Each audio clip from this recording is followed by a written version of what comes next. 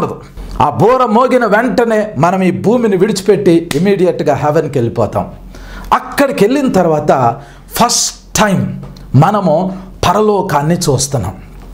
మొట్టమొదటిసారి మనం తండ్రి అయిన దేవుణ్ణి చూస్తాం, దేవదూతలను చూస్తాం, పరలోకాన్ని చూస్తాం, అంతా చూస్తాం.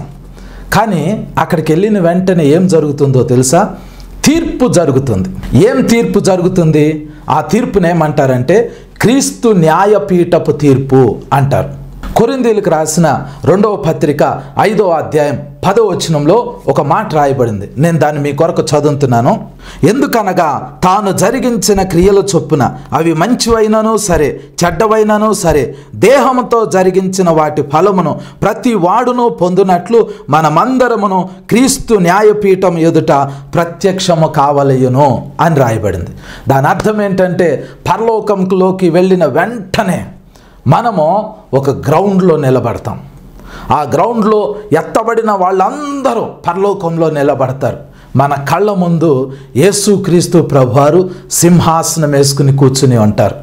ఆ సింహాసనం మీద కూర్చున్నప్పుడు యేసుక్రీస్తు ప్రభువారు మనకి తీర్పు తీరుస్తారు.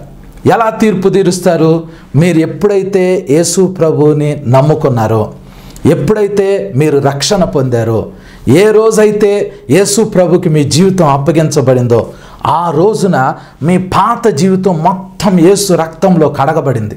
కానీ మీరు ఏ రోజైతే రక్షణ పొందారో ఆ రోజు నుండి యేసుక్రీస్తు ప్రభువారు మీ కొరకు ఒక పుస్తకాన్ని పెట్టారు. మీరు ఈ భూమి మీద రక్షణ పొందిన దినం నుండి చనిపోయేంత వరకు లేదా సంఘం ఎత్తబడేంత వరకు మీరేం మాట్లాడుతున్నారో, మీరేం చూస్తున్నారో, మీరేం వింటున్నారో, మీ చేతులతో మీరేం చేస్తున్నారో వీటన్నిటినీ యేసు ప్రభువారు ఒక పుస్తకంలో రాసుకుంటున్నారు. రక్షణ పొందిన తర్వాత, రక్షణ పొందకముందు మనం భయంకరమైన పాపులమే. ఆ పాపాలన్నీ క్షమించబడి వాటన్నిటిని యేసు తన రక్తంతో కడిగేశారు. ఆ రోజు నుంచి మనకు ఒక బిగినింగ్ వచ్చింది.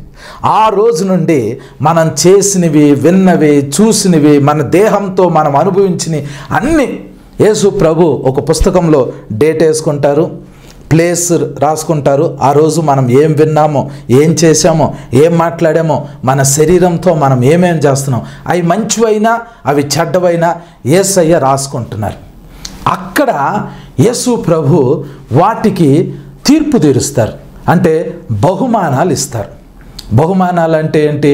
ఇప్పుడు మీరున్నారు, ఎప్పుడో రక్షించబడ్డారు, కానీ మీ జీవితం మీరు జీవిస్తున్నారు. మీరు ఎవరికి సహాయం చేయట్లేదు, ఎక్కడ సువార్త ప్రకటించట్లేదు, మీరు ఎవరి కొరకు ప్రార్థన చేయట్లేదు, మీ కొరకు మీరు ప్రార్థన చేసుకుంటున్నారు, మీ కుటుంబం గురించి మీరు ఆలోచిస్తున్నారు, అలా మీ జీవితాన్ని మీరు జీవిస్తున్నారు అనుకోండి. ఎత్తబడిన తర్వాత యేసయ్య మీ పుస్తకాన్ని ఓపెన్ చేసి మీ జీవితం మొత్తాన్ని చూస్తారు.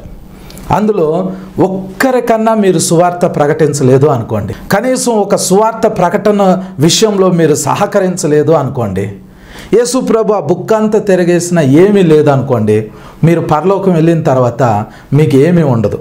ఊరికనే అలా నిలబడి నేను పరలోకం వచ్చాను అని అనుకోవటమే. కొంతమంది ఉంటారు పౌలు లాంటి వాళ్ళు ఏం చేశారంటే ఊరూరు తిరిగి సువార్త ప్రకటించారు. కొంతమంది ఆ పౌలు శరీరాన్ని రాళ్లతో కొట్టారు, కొంతమంది కర్రలతో కొట్టారు, కొంతమంది కొరడాలతో కొట్టారు. ఈ పౌలు గారు వాడలో వెళ్తా ఉంటుంటే 2 సార్లు వాడ బద్దలైపోయింది, సముద్రంలో ఈదుకుంటూ వెళ్ళాడు. కొన్నిసార్లు పౌలు గారికి సరైన వస్త్రాలు లేవు, కొన్నిసార్లు ఆహారం లేదు, కొన్నిసార్లు